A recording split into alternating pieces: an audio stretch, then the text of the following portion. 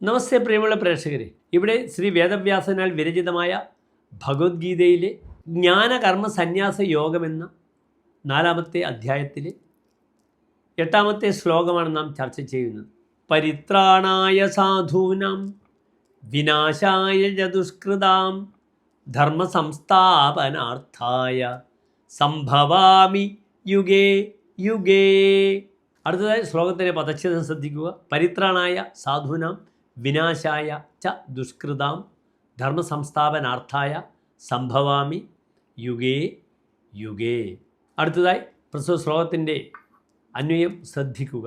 സാധൂനാം പരിത്രാണായ ദുഷ്കൃതാം വിനാശായ ധർമ്മസംസ്ഥാപനാർത്ഥായ ച അഹം യുഗേ യുഗേ സംഭവാമി. ഇനി പ്രസ്തുത ശ്ലോകത്തിൻ്റെ സാരാംശം ശ്രദ്ധിക്കുക. ഭഗവാൻ കൃഷ്ണൻ ഇപ്രകാരം അർജുനനെ ഉപദേശിക്കുന്നു.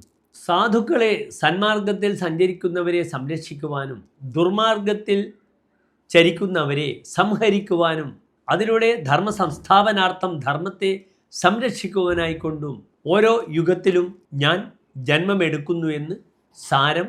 നമസ്തേ.